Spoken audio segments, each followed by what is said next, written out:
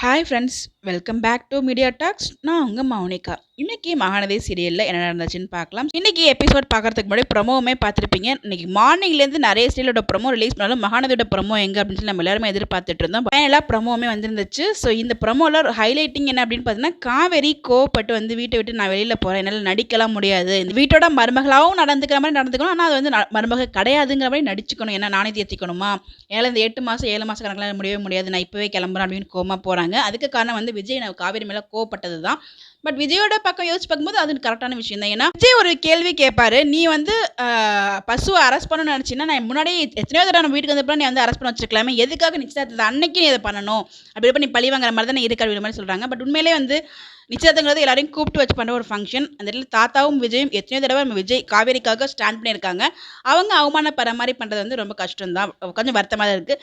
அந்த சீன்ஸ்லாம் பார்க்குறதுக்கு நல்லா இருந்தாலும் பட் அந்த இடம் கொஞ்சம் வருத்தமாக தான் இருந்துச்சு. ஸோ நேற்றுக்கு எபிசோட் நேற்று எபிசோட்லாம் ஃபயராக இருந்துச்சு. பட் இருந்தாலும் இன்றைக்கி எபிசோடில் ஒரு குட்டி வருத்தம். ஸோ என்னதான் வந்து காவேரி பண்ணது ரைட் அப்படிங்கிறது நம்ம எல்லாருக்கும் தெரிஞ்சாலும் ஃபேமிலிக்கு இப்போ தெரிய வராது. ஸோ ஃபேமிலி எப்போ புரிஞ்சுப்பாங்க அப்படின்னா, ஒன்ஸ் ராகினி உள்ளே என்ட்ரானதுக்கு அப்புறம் தான் வந்து எதுக்காக இங்கே என்கேஜ்மெண்ட் நிப்பாட்டாங்க அப்படிங்கிறது புரிய வரும். வீட்டுக்காக நல்லது நினச்சதெல்லாம் ஓகே தான். பட் இருந்துட்டுல சித்தி அவங்க பாயிண்ட் ஆஃப் வியூவில் அவங்க பையனோட என்கேஜ்மெண்ட் ஸ்டாப் ஆச்சு, அதுவும் அவங்க லவ் பண்ண பொண்ணு வேறு அப்படிங்கிறப்ப எல்லாத்தையும் யோசிக்கும்போது அவங்க வீட்டை விட்டு கிளம்புறேன்னு சொல்கிறாங்க. பட் எதுவுமே நடக்காத மாதிரி, சம்மந்தமே இல்லாத மாதிரி வந்து அவங்க போனது வந்து கொஞ்சம் வந்து டிசப்பாயின்மெண்ட்டாக தான் இருந்துச்சு. ஏன்னா காவேரி ஒரு ஹீரோயின், அவங்க வந்து அந்த இடத்துல நீங்கள் ஏன் வீட்டை விட்டு போகிறீங்க, நான் போகிறேன் அப்படின்ற மாதிரியாச்சும் டைலாக் கொடுத்துருக்கலாம். பட் அவங்க இது எதுவுமே இல்லாமல் அவங்க பாட்டுக்கு போகிறாங்க. அந்த இடத்துல வீட்டில் போயிட்டு உண்மையே சொல்லலை, நடந்த விஷயம் எல்லாத்தையும் சொல்கிறாங்க. பட் இவங்க தான் கால் பண்ணி கம்ப்ளைண்ட் கொடுத்தா அப்படிங்கிற அந்த உண்மை மட்டும் சொல்லலை. பட் அவங்க மேலே அந்த தப்பு இருக்கிறதுனால தான் உண்மையை சொல்லாமல் இருக்காங்க.